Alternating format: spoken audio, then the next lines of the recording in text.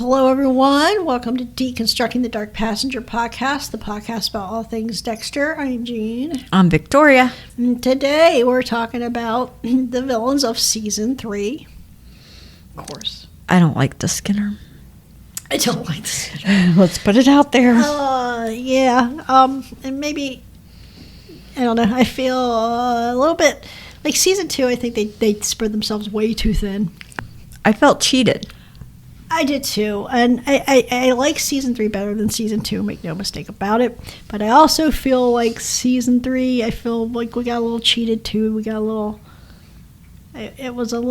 spread ourselves a little too thin with having the dueling villains here. Yes. Having a big villain like the Skinner being manipulated by Miguel, I don't know, I kind of...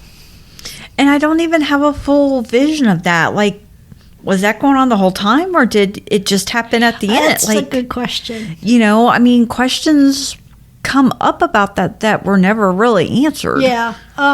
So I think Season 3 overall is a better season than Season 2, but it has its own problems. I mean, I agree. I can agree. 2 and 3, neither one of them are my favorites.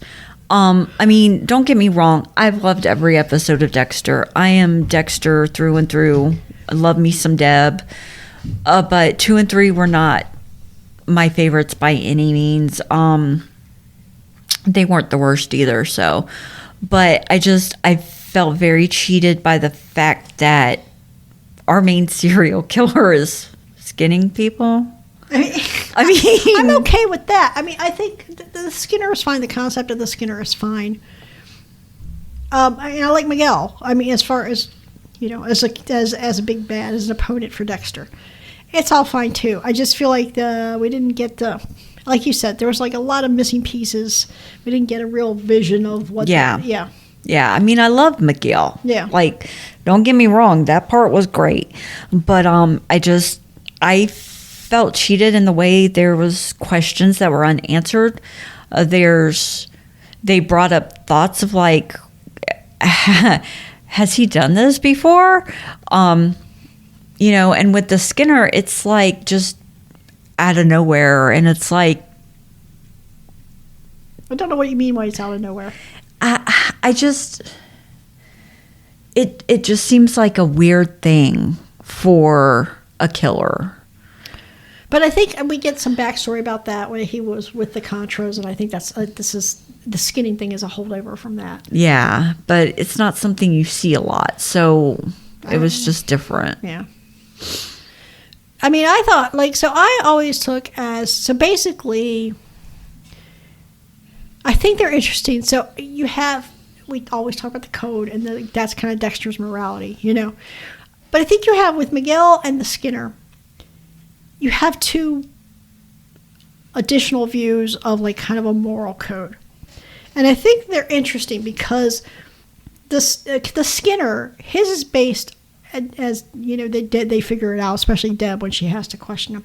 His is based, it's on respect. But I think to the extent that it's just, I think it's actually in a weird way, the Skinner's motivations make more sense than Miguel's, and they're actually closer to Dexter's. I mean, Dexter's is driven by, well, yes, the practicalities of not getting caught, but it's also driven by, you know, punishing people that have done wrong. Yes. So the Skinner's it's based on people having disrespected him, which he's very clear about. It's about the respect. Yeah. And even when it looks like he's going to get what he wants, it's like, that's not the point. I don't want your money, Andre. You know, I don't want somebody else's money. I want the money from the person that owed me the money. Because it's about the respect. Yes. And it's, I think in that way, it kind of feels like just oddly, a darker version of Dexter. I think it's more analogous to Dexter than Miguel, he pretends to have this very rigid morality.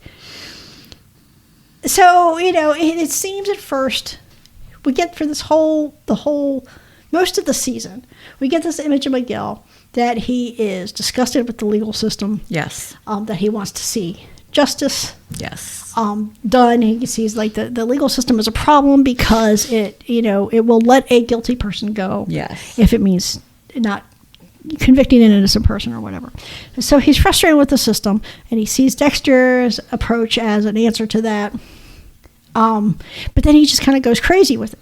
Yeah. He's killing people that don't deserve it, like Ellen Wolf and all this other stuff. And then by the end of it, though, so he's a consummate politician, which we see throughout the season. You know, he knows everybody. He shakes everybody's hand. He's always got a favor to ask. Always. You know? But then we see in that very last episode, all of it was a lie. All of it. His whole mythology of how he got to be where he was, it was all based on lies. Yep. Which then makes you look back on the whole series or the whole season and say, he wasn't frustrated. He just wanted to fucking kill people. Yes. And Dexter unwittingly gave him that permission. Yeah, I mean, I think he just wanted to kill people who didn't go along with the myth that fit him. Yeah. Like Ellen Wolf. Right. Yes, because that's what she was doing. She was trying to expose the truth. Right. Yeah, so he obviously didn't have any interest in justice. And, again, like I say, the Skinner had his own code. It was driven by respect. The rules are simple. You owe me money. I want the money from you. Yes. We had a deal. This type of thing. Yes. It's very mafioso type thing, right? Which makes sense, obviously. But with Miguel's code, as it is presented to us until we find out it's all bullshit, it's almost an inversion of Harry's code, because Harry's code is just the justice system has failed because of a technicality or whatever, but he maintains the principles of the justice system, which is that you have to be sure. Yes. You have to be sure, and and not just that they did this thing, but that they're going to do it again. Yeah, exactly.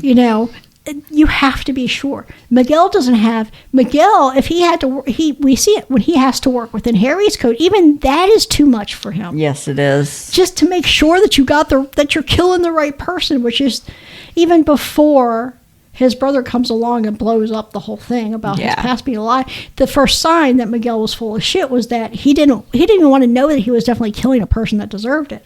Yeah. And I wonder what he would have done had Dexter not gotten there to kill Freebo first. Freebo? Freebo. He would have killed Freebo. I think he would have. But do you think it would have come back to him? Probably. Because he wouldn't have done anything correctly. Yes, I think it would have come back to him. Yeah, for sure. But I think, I think it would have tried to come back to him, but I think he probably would have pulled some strings and misdirected. And, it wouldn't have gotten away. It's a difference. Dexter gets away with it by being careful and being smart. And he gets away with it just by, talk about the Skinner kind of being a mafioso. This is kind of mafioso thing, too, where he's just going to, bully his way out of it. To the extent that he could have. And Ellen Wolf, when he gets to Ellen Wolf, he finds somebody that will not be bullied. Yes. So he's got to kill her. Yep. So, we talked about Dexter killing innocent people. And he kills Oscar Prado. Yes. It was obviously an accident. It was total accident. He was trying to kill Freebo. He was trying. He eventually kills Freebo. So he kills Oscar Prado, who was not a great guy anyway, but he would not have met the code. Yeah, he wouldn't have met the code, and he didn't even know who he killed at first. He didn't even know who he killed. But so he kills this innocent person. So this is not, he has a big goof like this in season 4, but it's not the first time he kills somebody that he should not have killed according to the code. Yeah, and I mean, once he learned the name, he started researching the name to find out if there was anything he had done that maybe would have meet the code to make him feel better. Yeah. So, we see him early on, from season 1, but especially here, we see him struggling with something resembling guilt. Yes. I don't want to call it guilt. That's a little too strong until later. I think in season 4, it's actual guilt. Guilt. But here it's like just the first little inklings of the guilt. Yes. Because he kills Oscar. But he does have... Okay, so let's talk about... We're going to save our key lime pie for the last part. But so there's 2 other big ones, which is Ethan Turner, who would marry rich older ladies and throw them off the sides of cruise ships or whatever. This is the one where he gets there and he's got to get in and out really fast, and it feels very much, I talk about like, it feels like just business as usual. Yes. With him. That's what this feels like. Yes. It doesn't feel like he cares one way or the other. It's just, I got to kill this guy. I got to kill this guy. He's done bad. He's killed 2 other women, and yeah, we're going to do it before he comes. Yeah. He does another one. But let's talk about how he finds out about him. Okay, go ahead. Apparently you want to. Go ahead. Is that what you were going to say? No, that's not what I was going to say. Oh, go okay. ahead. What were you going to say? Well, I mean, he found out about him from Miguel. Yeah. But he finds out about everybody in the season from Miguel. Who was your favorite one? You talked about who your favorite one was this season. Who was it? Miguel. But why were you talking about it like it was some big secret? It's the major bad guy. I know. Okay, anyway. Okay, so let's talk about Miguel. I don't think there's a lot to say about the killer, or about the Skinner, because it seems like he's going to be a bigger deal than he is. And he just becomes like this hand tool for Miguel. I think that's what it was. I think that's why I dislike it so much, because it started out and it's like the Skinner, and then nothing. Yeah. And it's like, really? Like Dexter doesn't even care about him. Yeah. Like, I mean, Dexter does not blink about the Skinner one time throughout the whole season. Dexter is literally the reason this guy's on a rampage, and he's like, whatever. Yeah. Like, I mean, it's like Dexter doesn't care. You know, the guy hasn't turned out to be like all that they made him seem he was going to be from the beginning. And then it's just like, I mean, I hated the fact that he was skinning people, but he didn't turn out to be as big of a deal as they tried to make it seem. They started off making him seem like it was a big deal, and then it just got completely subsumed into this Miguel thing. Yes. It was just fine. I think, and the Miguel thing is interesting because, like, not only I feel like he's like, Harry would not have put up with his bullshit, you know, but it was the idea. I always go back to Dexter basically wiping out this whole family except for Ramon. Yeah. Like, yeah. Yeah, but I do like I think again we get to the manipulation. We come back again to the manipulation. That like nobody is quite, except for like Emmett Meridian and the used car salesman were both really like Dexter level good at it. Yeah. But then everybody like Lila was not great at it. Miguel is not great at it because at some point Dexter figures it out. And once he figures it out, he's just mad about it. Yep. Where he doesn't he admires Meridian. He kind of admires the used car salesman. You know, he's like, I need to be able to do that. How can you do that? But he doesn't really admire Miguel because it's such a sleazeball thing to do, and he's so bad at it. Like, even when he's on the table. Yes. Yes. I mean, so like when the used car salesman is on the table and he's steady lying to Dexter, and Dexter knows he's lying because Dexter has the real information, you know. Yep. But he's so effortless with it, and it sounds believable. It sounds right, you know. But when Miguel does it, even when he's not on the table, it all sounds. He sounds like a politician, and he gets on the table and he sounds like a politician. It's like nobody. There are people. I know there are people that hear people talk like this and they totally believe it, and I'm like, all I can think of is George Carlin saying, you know. Think about how stupid the average person is. Now, realize that half the people in the world are stupider than that. You know? So, I think he's talking about Americans in particular, but I think it's, you know. But, like, Miguel is like, how did you, when you hear him on the table at the end, I think Jimmy Smits nailed the character. Oh, he did. Because it's supposed to be somebody that just reeks of being disingenuous and full of shit. And he absolutely nails it. But like when he's on that table and it's just, this is all jive, man. This is all bullshit. And Dexter is just, he is so annoyed. Yes, he is. He's just like, seriously, dude? Yeah, he is seriously annoyed. He's like, really? You're still gonna talk this shit to me? Yeah, like what are you gonna do when he starts screaming, this isn't over? Like, yeah, it is. Yeah, and that's the one that I feel like Dexter has fun with. Yes. Because, you know, he's like, he's like, I killed your brother. I killed mine too. And I killed mine too. And it's just like, oh. Well, when he says, this isn't over, and Dexter's like, it is for you. Yep. That was great. So they did a recall back to season 1 where they kind of drained the color from the scene and Dexter looks all sad and stuff. Yep. I mean, I like the effect and I like what they were going for. I definitely appreciate it. But, when he killed Brian, I mean, you could tell he was anguished. And they put their heads together and he slits his throat like that. Yeah. You could tell. Like with this one, I feel like, it just kind of felt like a dollar store Brian thing. Where he was like, he didn't even he was rubbing it in the dude's face. Yeah. I killed your brother. Yep. Trash. I killed mine too. Yeah. I mean, but I have to give season 3 one thing. They had some amazing remarks. The dialogue in season 3, I mean, like some of the I know there was that said that Stay would come out. Yep. And then the same rooftop exchange when Miguel's like, you fuck with me, I'll fuck you in ways you can't even imagine. I'm like, dude, what? Yeah. What? Yeah, I mean, there were back and forth with Ellen Wolf. Yes, I mean, those scenes and some of the remarks were just really amazing, and they really hit. Yeah. That Stay would come out is legendary. Yeah, that was legendary. I think we've said that ever since we've heard it. Yeah. I mean, yeah, for sure. Yeah. I mean, I have a shirt that the stain won't come out of. So, yeah, I come out, but it didn't. So Miguel he's not like Dexter. I mean, like I said, I think Dexter is closer to the Skinner than Miguel. I don't think either Miguel or the Skinner are redeemable.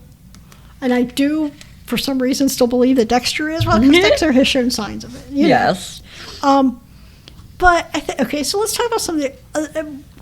one of the other ones of the little kills of the week. This is another person that Miguel fed to Dexter. Clemson Gault. Oh, my gosh. The Nazi. The neo-Nazi. Wow. What the fuck, dude? Okay, so... I mean, he went through a lot to get him to Florida, too. He went to... Yes. And everything that Miguel went through to get Clemson down there. And then Dexter kind of like, nah, this is mine. Yep. I just... I liked it. I like the idea that, like, even the serial killer is disgusted by a Nazi. Like... Yeah. Like, child killers and Nazis. I do not count those. We don't do those. We don't do those. We're not down with all that. So that was a good one. But I think, and like I said, this season had a lot going on. It didn't spread itself quite... I would say it had a lot going on. It spread itself pretty thin, but I don't think it was quite as perfunctory with things as Season 2 was. Season 2 just spent way too much time on Lila. Yes. But Season 3, we have... Yes, and I do not like the way the Skinner kind of got pushed under Miguel, especially the last few episodes. But the big thing we have in Season 3 that, I guess it's one of those things, like, part of me wishes we had spent more time with it, but the other part of me is like, but what would they have done with more time? They maybe I wanted more time with it because I liked it so much. But they probably spent the perfect amount of time on it, which was Camilla. Oh, yes. And so he obviously kills an innocent person, but this is a mercy killing. This is a mercy killing, and she begged him it, and he's known her since he was with Harry. Mm-hmm. So, I mean, she's always protected him from finding out how his mother died. Yes. Until he went out on his own to figure it out, but yeah, she was his innocent, and he had a lot of problems with it, but he did it because she asked. Because she asked, and he learns a lesson about mercy. He understands that this is what mercy is. Yes. And he will use it later in the season with Ramon, and it'll be fine with Ramon, but then he will use it in Season 4 with the wrong person. Yes. With the Trinity Killer. Now, I think what's interesting about Camilla, I think it's interesting this lesson that Dexter learns from her, that he, this is kind of, I guess we're getting into this kind of complicated morality where he has a code, like all children have some kind of morality that their parents teach them. It's not always the best one, but all children have something resembling a morality that their parents teach them. And to a different extent, depending on how harsh your parents are or whatever, you may not feel like you could ever deviate outside of that until you grow up and you start experiencing the world on your own.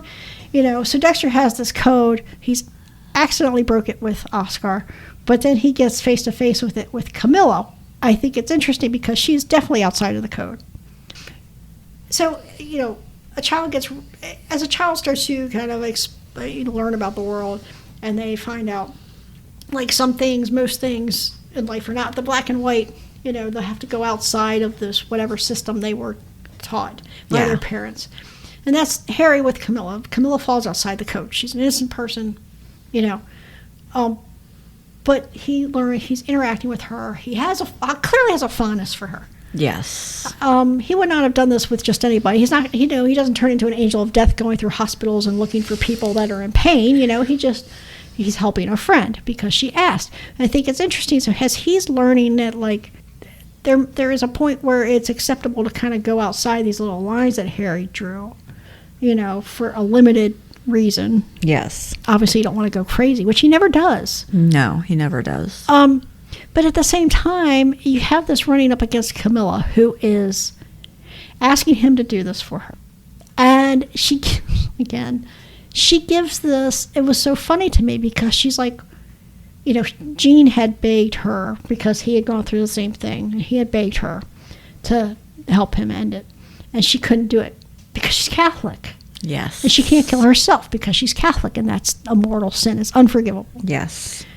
And so she's like, but Dexter, you're not Catholic. So she's offloading her guilt onto him. Yes. I think it's interesting to see Dexter here learning in real time. We're watching him learn in real time how the code can be flexible. The code can be flexible to serve the greater good. To serve, the point of the code was to not get him caught, but it's also to minimize his damage. Make we can't stop you from killing people, but we can minimize your damage onto the world. Yes. But now the code, if he goes outside the code a little bit, and he uses, his logic, he's like, I can go outside the code a little bit to achieve, obviously it's not the perfect end, nobody wants this to be their end, but a better end than what would have happened without me acting.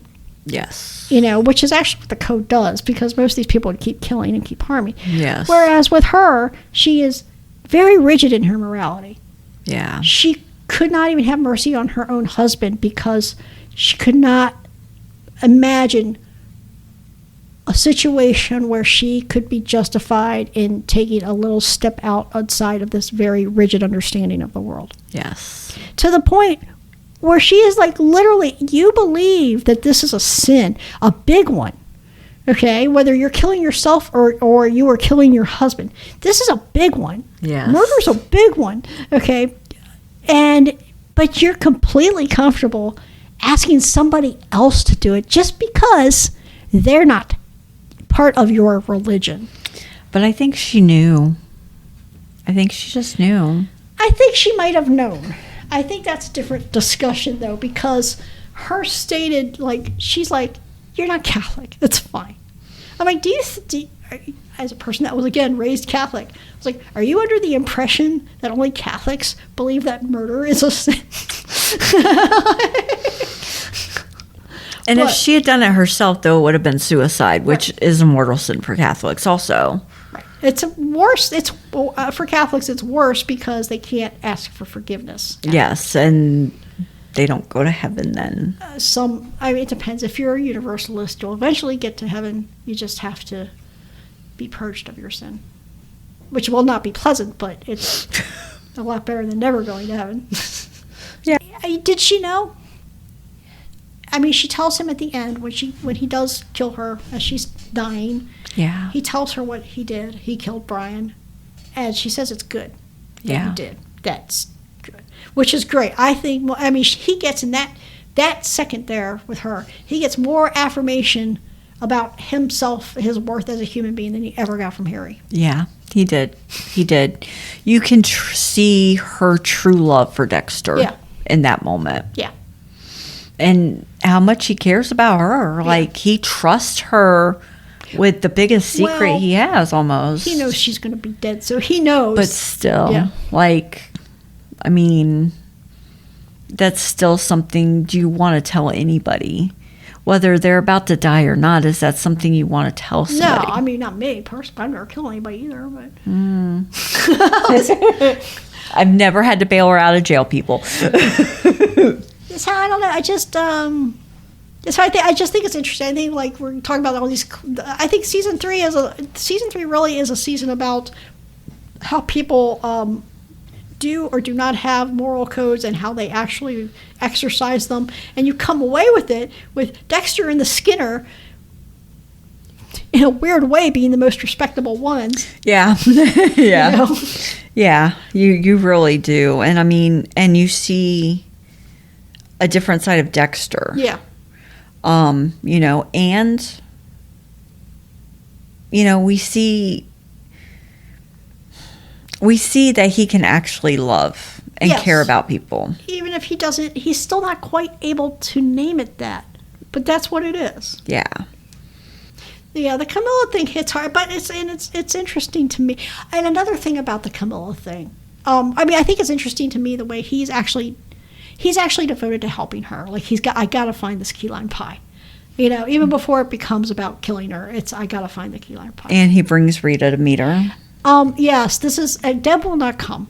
You know, which also, you know, we'll talk about that. Will come up later, but I think that says a lot about Deb. It's not to castigate Deb, but it does say something about, I think, what happened to Deb in her childhood versus Dexter. Mm-hmm. But I think, you know, we're talking about Rita here, and you know, Rita's character gets she gets all dinged up in season 4 because they make her kiss Elliot and kind of be naggy and all that stuff. But season 3 is precious because she gets pregnant. She gets pregnant, but when she comes in and Maria, and she first just her instinct is to go to Camilla and comfort her and start helping her. You know, so you're like, this woman is an angel. And it's like, it's even worse, like, after you've seen season 4, you go back and watch season 3, you're like, this woman, we did not deserve her, you know? Yeah, because I mean, when they come in, like, Camilla's been having a bad day. Yeah. And she's complaining to the nurse, and she's like, stop. And Rita just walks in, she's like, I'll take care of it. And she grabs a rag and she starts cleaning up her face. And I mean, it's the way a mother would take care of a child. Yeah. It really is. Yes. It's awesome to see. Like, she knows how much Camilla means to Dexter, that she just walks in and automatically has those feelings her instinct, too. Yeah. You know? I mean, that's just, you can tell, like, that's just how she is. She doesn't think about it, or she's like, that's, somebody needs help, I'm there, you know? Yeah. Season 3 is it's an interesting one. I think Miguel is interesting. I'd like to talk about Ellen Wolf, but I mean, Ellen Wolf, you know, she didn't do anything wrong. She didn't do anything wrong, and her death was horrible. And the fact that he stole her ring, and the fact that he tried to throw that guy under the bus for it, the Ellen Wolf killing was horrible. It was hurtful. Albert fucking Chung, was it Albert Chung? No, Albert Chung was a totally different thing. They tried to throw the bartender under the bus for her death. Albert Chung was the guy that was supposed to meet her. Yeah, and I mean, they pinged his phone right outside of her house. Yeah. Which was weird. Well, that's what, you know, that gave us the wonderful black SUV with the halogen headlights. Man, Jesus, what a stupid scene. And the fact that he even thought that he could get Maria. Oh, please. Yeah. Dexter was not going to let that happen. But see, that tells you, I mean, like, Dexter has never been a fan of Maria's, but that shows you, I think the Maria thing is a great point about the differences between those two. She's like, look, where as unpleasant as she is, has never done anything to deserve this. Exactly. And the fact that she's going to have to go through what she goes through after that season, I mean, she had dated Miguel when they were in college together. Well, we saw that in Original Sin. Yeah, we saw them. So, I mean, you know, she had a history with him and his family, especially the youngest brother. They took him on vacation one year with them. So, she's going to have to go through this grief too. But could you imagine, like, him killing her? Like, I just can't even. That would have been. I don't know if Dexter could have covered that up for him. I don't think he would have. I don't think so. I don't think he But would. I don't think he would have let him go to jail either. I think he still would have killed him. He still would have killed him, but yeah. Yeah. So, definitely want to know who's your favorite in season 3. Yeah, I don't know. I don't. I mean, Miguel. Miguel. The character is a lot of fun. Like I said, Jimmy Smits did a great job. He did. We had a weird tone in season 3, but I think part of that was him playing it up so much. Yes. Oscar Prado, we hardly knew you. Yeah. I hope you enjoyed your 5 minutes of fame before your death. That was 5 like seconds. But the Camilla, I think, season 3 is a little different for me because, like I said, I feel like it got spread too thin. My favorite part of the season was the stuff with Camilla. Yeah, I love the Camilla stuff. I loved how Rita figured out she was pregnant. Yeah, because she kept making the pudding, and she's like, "I've done this before. Oh my God, I'm pregnant." Pudding situation. Maybe I should change my vote to Rita's pudding situation. Pudding off the fucking stove. But yeah, and then.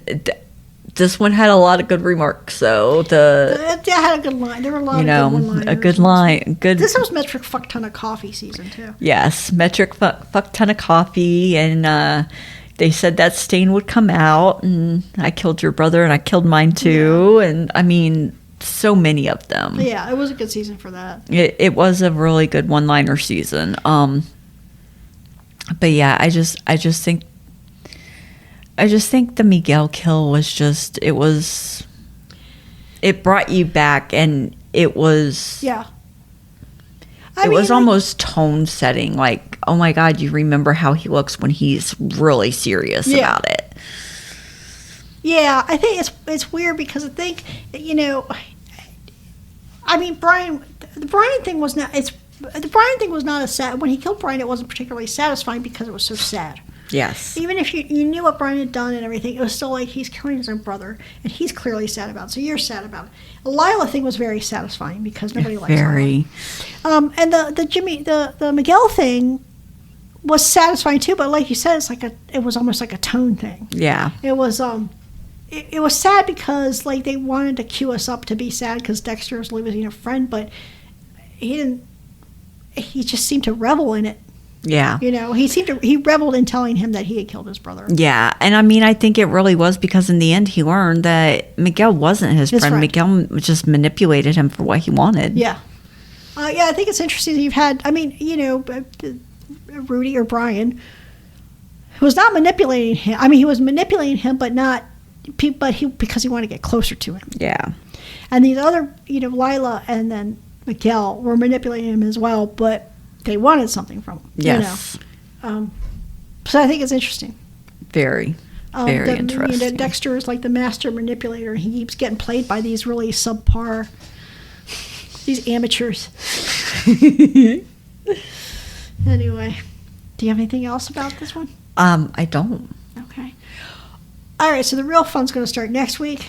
We're going to break season 4 out into 2 parts because the Trinity Killer by himself is worthy of an entire episode. One, yes. Yeah. And then we have other stuff going on in season 4, other killers and stuff. But so next week we're going to talk about the Trinity Killer, and that's going to be a fun one. Not fun in a good way, but still, like I say, I think I know I'm not alone. I know this is not a shocking opinion. I still think it was the best one. Dexter's most worthy adversary, the creepiest, yes, the best performance, yes. Of all the big bads and all that, he was clearly the best performance.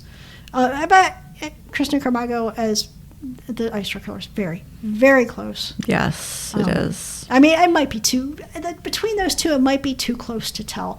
And I think the only thing that might really tear it for the Trinity Killer is the fact that we get to see him from the beginning. We know who it is, so we don't have to.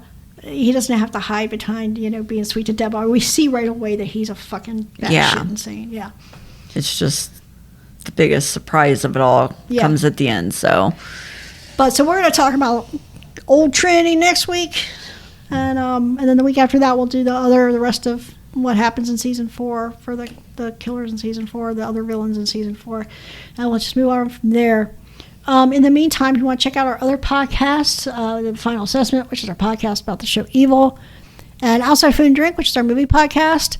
We've been talking about creepy dolls. We'll be talking about going back to school with Mean Girls and Carrie and all that good stuff. So if you want to check that out, we have a big old back catalog on both shows. Well, obviously Dexter, we have Original Sin Resurrection up to season 4 of the original series, and then on Evil we have the first 3 seasons, and Outside Food and Drink we have a lot of movies. We have almost a movie a week since August of 2025, so plenty to listen to.